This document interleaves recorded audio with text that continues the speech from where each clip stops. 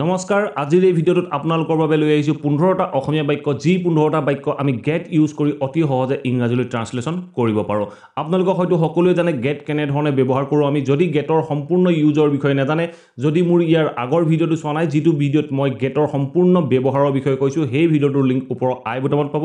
আপোনালোকে চাই শিকি ল'ব পাৰিব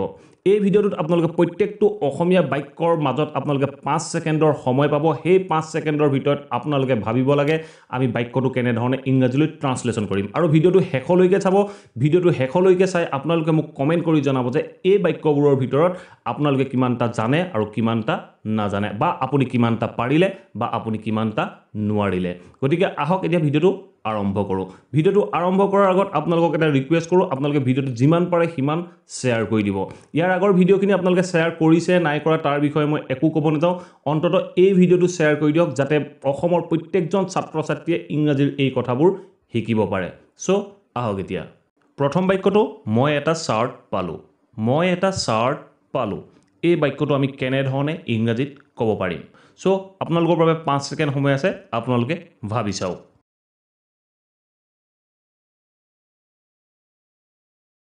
এই বাক্যটো আমি ইংৰাজীত ক'বলৈ যাওঁতে আমি ক'ব লাগিব যে I have got a short এই বাক্যটোত আমি পোৱা অৰ্থৰ বাবে আমি got ইউজ কৰিলোঁ দ্বিতীয় বাক্যটো মই আমনি পাইছোঁ এই বাক্যটো আমি কেনেধৰণে ইংৰাজীলৈ ট্ৰান্সলেশ্যন কৰিম মই আমনি পাইছোঁ মানে মই আমনি পাই আছোঁ তেনেকুৱা ক্ষেত্ৰত আমি বাক্যটো কন্টিনিউয়াছ টেন্সত ক'ব লাগিব গতিকে আপোনালোকে কেনেধৰণে বাক্যটো ট্ৰান্সলেশ্যন কৰিব আপোনালোকে 5 ছেকেণ্ডৰ ভিতৰত ভাবি চাওক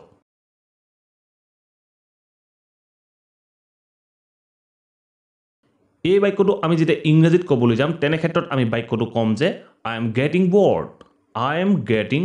bored নেক্সট সেন্টেন্সটো তাই যেতিয়া মোৰ লগত কথা পাতি আছিল মই আমনি পাইছিলোঁ এই বাক্যটো আপোনালোকে হয়তো নিশ্চয় জানে যদি এটা একচন পাষ্টত থাকে আমি বাক্যটোৰ পিছৰ অংশটো আমি পাষ্ট কন্টিনিউয়াছত কৰিব লাগে সো আমি কেনেধৰণে বাক্যটো ক'ম আপোনালোকে এবাৰ ভাবি চাওক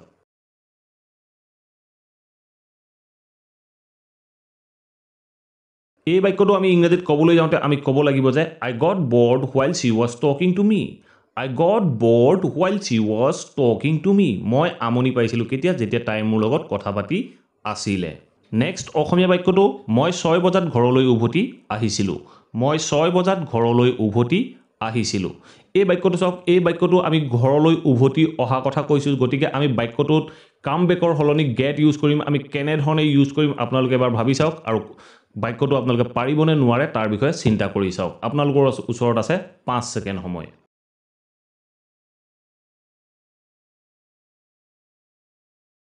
এই বাক্যটো আমি ইংৰাজীত ক'বলৈ যাওঁতে আমি ক'ব লাগিব যে I get back to home at 6 p.m. মানে মই আবেলি 6 বজাত ঘৰলৈ উভতি আহিছিলোঁ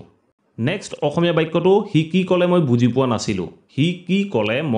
পোৱা নাছিলোঁ এই বাক্যটো আমি কেনেধৰণে ইংৰাজীত ক'ম আমি বুজি পোৱাৰ বাবে এই বাক্যটোত ব্যৱহাৰ কৰিম get সো কেনেধৰণে আমি বাক্যটো ইংৰাজীত ফৰ্ম কৰিম আপোনালোকে ভাবি চাওক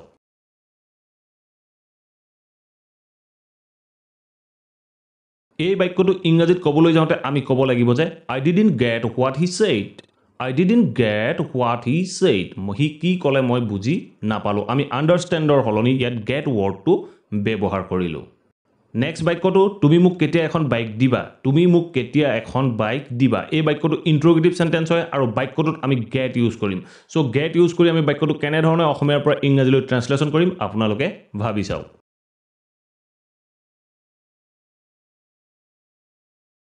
এই বাক্যটো ইংৰাজীত ক'বলৈ যাওঁতে আমি ক'ব লাগিব যে when will you get me a bike আমি গিভৰ হলনি এই বাক্যটোত get ব্যৱহাৰ কৰিলোঁ হি যোৱাকালি অলপ টকা পালে এই বাক্যটো আমি পোৱাৰ বাবে আমি get ইউজ কৰোঁ সো আমি get ইউজ কৰি আমি বাক্যটো কেনেধৰণে ক'ম আপোনালোকে ভাবি চাওক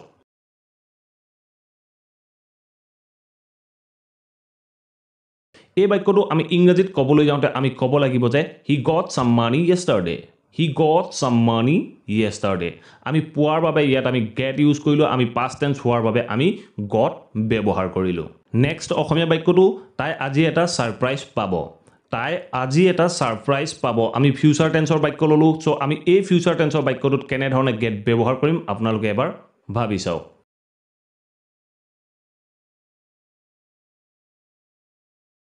এই বাক্যটো ইংৰাজীত ক'বলৈ যাওঁতে আমি ক'ব লাগিব যে she will get a surprise today she will get a surprise today মানে তাই আজি এটা সাৰপ্ৰাইজ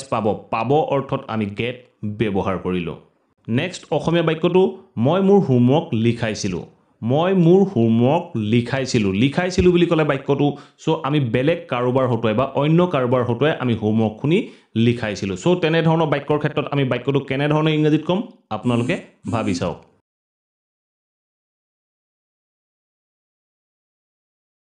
এই বাক্যটো ইংৰাজীত ক'বলৈ যাওঁতে আমি ক'ব লাগিব যে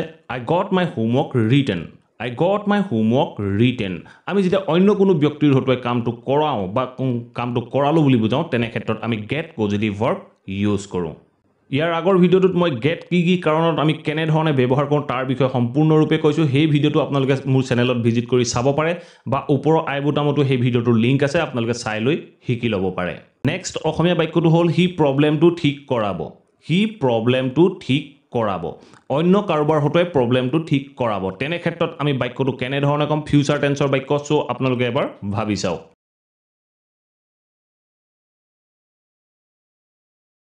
এই বাক্যটো ইংৰাজীত ক'বলৈ যাওঁতে আমি ক'ব লাগিব যে he will get the problem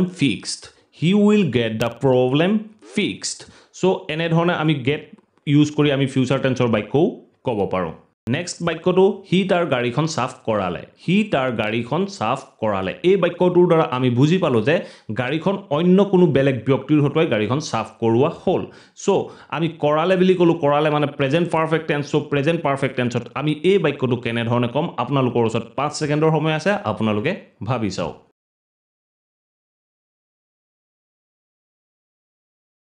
এই বাক্যটো ইংৰাজীত ক'বলৈ যাওঁতে আমি ক'ব লাগিব যে he has got his car washed মানে হি তাৰ গাড়ীখন সাফ কৰালে এনে ধৰণে আমি পজিটিভ ভাৰ্ব ব্যৱহাৰ কৰো নেক্সট অসমীয়া বাক্যটো মই ভাবো মোৰ কথাবোৰ আপুনি বুজি পাইছে আমি বুজি পোৱাৰ ক্ষেত্ৰত আমি আগতেই কৈ আহিলো যে আমি আন্ডাৰষ্টেণ্ডৰ হলনি গেট ব্যৱহাৰ কৰো সো এই বাক্যটোত আমি কেনে ধৰণে গেট ব্যৱহাৰ কৰিম আপোনালোকে ভাবি চাওক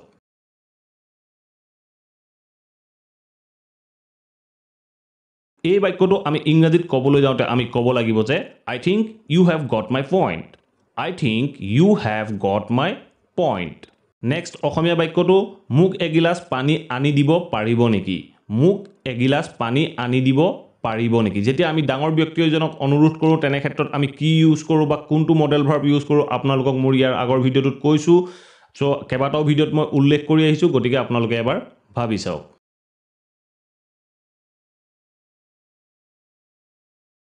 এই বাক্যটো ইংৰাজীত ক'বলৈ যাওঁতে আমি ক'ব লাগিব যে could you get me a glass of water আমি could ব্যৱহাৰ কৰো যেতিয়া আমি কোনো পলাইট ৰিকুৱেষ্ট কৰো আৰু আমি get me a glass of water get আমি ব্যৱহাৰ কৰিলো আনি দিব পাৰিব নেকি বুলি হুদাৰ ক্ষেত্ৰত নেক্সট অসমীয়া বাক্যটো মোক এটা নতুন কলম আনি দিয়া এই বাক্যটো আমি কেনে ধৰণে কম এই বাক্যটোৰ ক্ষেত্ৰত আমি get ইউজ কৰিম ইম্পাৰেটিভ সেন্টেন্স হয় সো কেনে ধৰণে কম আপোনালোকে এবাৰ ভাবি চাওক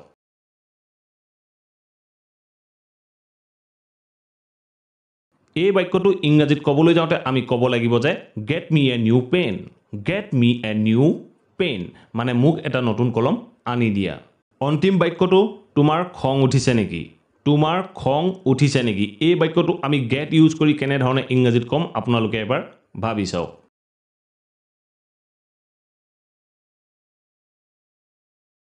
এই বাক্যটো ইংৰাজীত ক'বলৈ যাওঁতে আমি ক'ব লাগিব যে are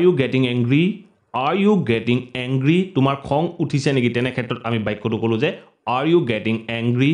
আশা কৰো আপোনালোকে এই ভিডিওটোৰ প্ৰায়খিনি কোৱেশ্যনে পাৰিলা আৰু যিমান কেটা পাৰিলে প্লিজ কমেন্ট কৰি মোক জনাব যদি হে ভিডিওটো ভাল পালে প্লিজ লাইক কৰিব শেয়াৰ কৰিব আৰু কমেন্ট কৰি মোক জনাব আপোনালোকে ভিডিওটো চাই কেনে পালে বা আপোনালোকক কিবা পইণ্টৰ ওপৰত ভিডিও প্ৰয়োজন হৈছে নেকি